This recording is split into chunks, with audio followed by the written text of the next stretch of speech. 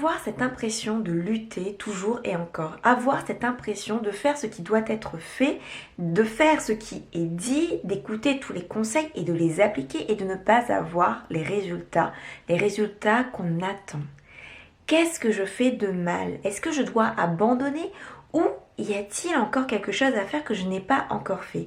Si cette question fait sens chez toi, la suite devrait t'intéresser. Salut, je m'appelle Jenny, bienvenue sur ma chaîne YouTube destinée aux solopreneurs, que tu sois coach formateur, créateur de contenu ou encore consultant. Aujourd'hui, on va parler d'entrepreneuriat et on va parler des actions que tu mets en place, et plus que des actions que tu mets en place, c'est jour après jour que tu mets en place. Tu n'arrêtes pas de travailler, tu n'arrêtes pas de faire des actions, celles qui sont recommandées, et pourtant tu entends les criquets chanter. Tu n'as pas encore déclenché tes premiers clients, tu aimerais savoir c'est quoi la formule magique en fait, c'est quoi le problème? Alors, il faut savoir que je fais cette vidéo parce que ce matin, j'ai tout simplement lu, un chapitre de ce livre. Donc, je ne sais pas, je pense que tu dois le voir à l'envers, c'est l'autoroute du millionnaire.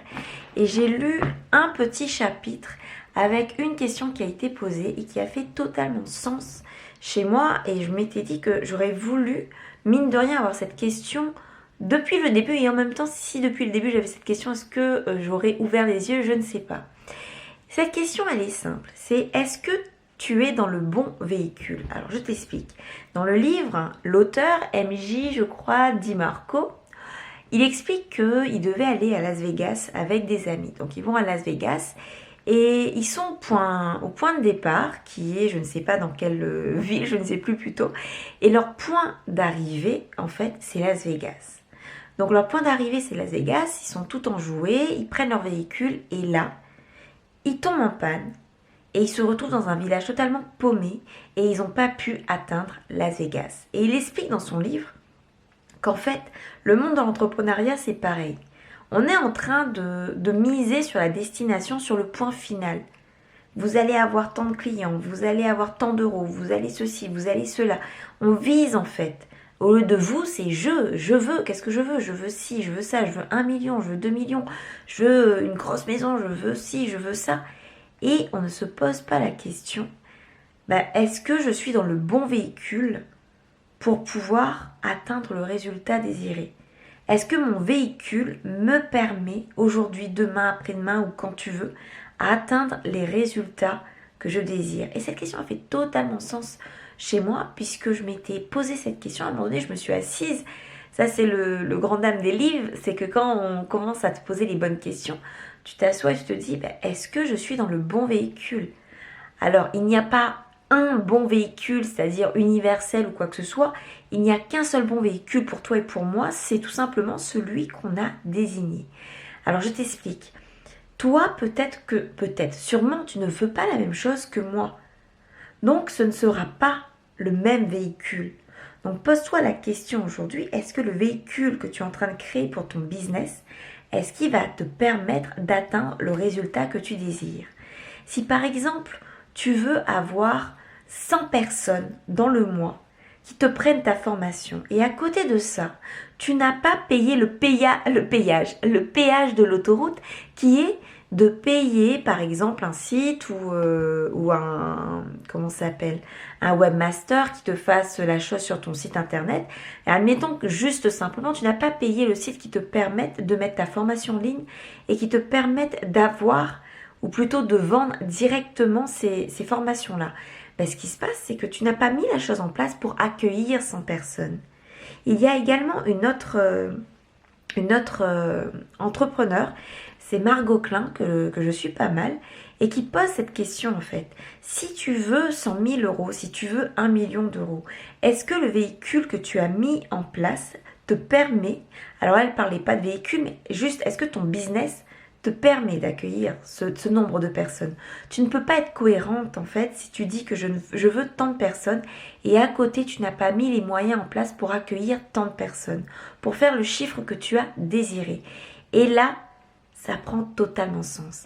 Alors bien sûr, certains vont se dire, oui, les lois de l'univers, la chance ou quoi que ce soit. En fait, réfléchis bien. Si toi, de ton côté, tu as tout mis en place pour pouvoir accueillir ces 100 personnes, où tu as tout mis en place pour pouvoir simplement atteindre l'objectif que tu t'es mis, tu auras le petit coup de pouce de l'univers, tu auras le petit coup de pouce de la chance, puisque les choses sont en place pour non pas connaître un Black Friday, c'est-à-dire un vendredi noir où tu vas avoir un coup de pub immense, le coup de pub que tu désires, et damn, tu ne peux pas accueillir toutes les personnes que tu désires puisque tu n'as pas mis en place les choses. Pour la petite anecdote, il m'est arrivé de faire une conférence avec beaucoup de monde et de me rendre compte que ces gens étaient intéressés par ce que je proposais, c'est-à-dire à utiliser Instagram comme moyen de communication. Et je n'avais rien pour pouvoir accueillir, pour pouvoir répondre à la demande qui était devant moi. Et je peux t'assurer que c'est super frustrant d'un. Et deux, quand tu entends ce genre de phrase, quand tu lis ce genre de phrase, ça fait totalement sens. Puisque oui, je n'ai pas préparé mon véhicule. Donc le coup de chance qu'on m'a donné, il n'a servi, je dirais pas à rien, puisque ça m'a permis d'avoir de l'autorité. Mais on va dire que le travail plutôt que j'ai fait à côté, j'avais l'impression qu'il ne servait pas, puisqu'au final, je n'ai pas pu accueillir les personnes qui étaient en face de moi et qui étaient en demande. Et rien n'est plus, alors j'arrive pas à parler, j'arrive pas à trouver ma phrase, j'allais dire rien n'est plus d'autant frustrant ou quelque chose comme ça. Je pense que tu comprends, c'est que c'est super frustrant en fait.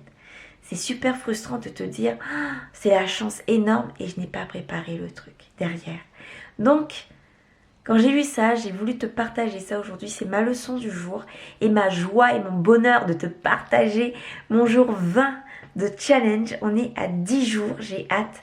Au 30e jour, je pense que je te ferai un bilan qui te servira à toi si jamais tu dois faire un challenge et comment il peut être plus efficace que le mien. Tu comprendras pourquoi.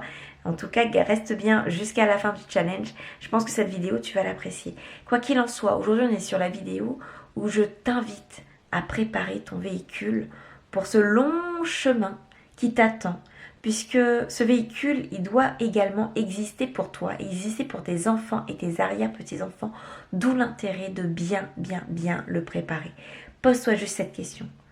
Comment est mon véhicule aujourd'hui et à quoi il va me permettre? Donc voilà, j'espère que tu as compris, j'espère que ça t'a aidé. Si c'est le cas, indique-le moi avec un petit pouce également en commentaire sous cette vidéo pour me dire tout simplement est-ce que ton véhicule est prêt. Je te remercie d'avoir regardé cette vidéo jusqu'au bout. J'espère qu'elle t'a plu. Je te souhaite la meilleure des vies, plein de projets, de cartonner et je te dis à la prochaine vidéo. Bye!